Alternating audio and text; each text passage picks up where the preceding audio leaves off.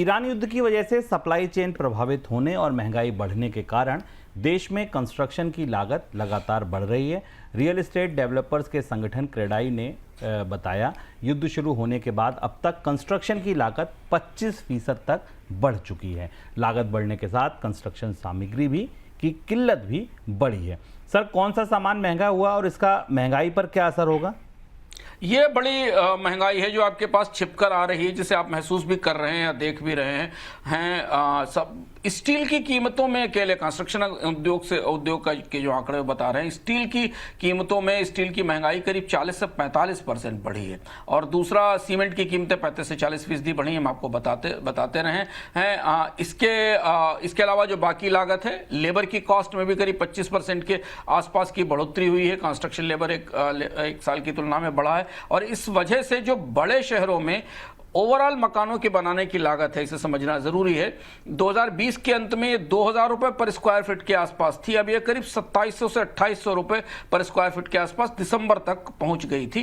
Tyre 1 cities में करीब 39% की लागत बढ़ी है और 25% की स्पाइक बाकी जगह पे होती दिखाई दे रही है। और यही अलग अलग शहरों में भी है। जयपुर में, कोलकाता में कई जगह 35% और 40% के आसपास रॉ मटेरियल की कीमतें बढ़ी हैं। तो इसका सीधा असर आपको दो तरह से दिखाई देगा। एक तो भारत में सस्ते मकान बनना वैसे ही मुश्किल हो गए थे।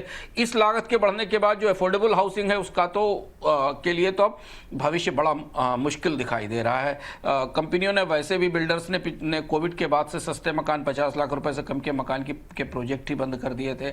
नए लॉन्चेस नहीं हो रहे थे। जो मकान आ भी रहे थे वो 75 लाख से 1 करोड़ से 2 करोड़ के ऊपर के थे।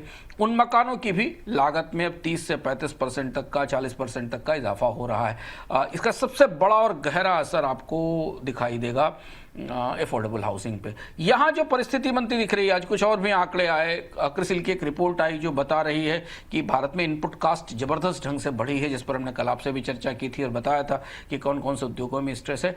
ये एक ऐसा केस बना रहे हैं जहां सरकार को अब थोड़ा मजबूत इंटरवेंशन करना पड़ेगा टैक्स की रियायत के तौर पर। हालांकि जीएसटी में कटौती की जा चुकी है पिछले साल अक्टूबर में, लेकिन जितनी लागतें कंपनियों की बढ़ चुकी हैं उसके बाद अब ये परिस्थिति बिल्कुल नहीं है उद्योग की कि वो इन लागतों को पास ऑन कर सके। देखिए, कल हमने आपसे कहा था ना कि ट्रांसपोर्ट में एक स्थिति ऐसी आती है जब आप किराए नहीं बढ़ा सकते, और उसका नतीजा ये हुआ कि ट्रांसपोर्ट से ट्रक भी बाहर हुए। और आज एयर इंडिया ने घोषित की कि उसकी 22% फ्लाइट्स जो हैं वो अब ग्राउंड होंगी, क्योंकि वो किराया बढ़ा कर भी इन्हें नहीं चला सकती। वही स्थिति बाकी उद्योगों की भी है। अब उन्हें कुछ सीधी मदद चाहिए होगी अगर ये शॉक, जो युद्ध से जो शॉक झटका आया है, इसे बर्दाश्त करना है तो।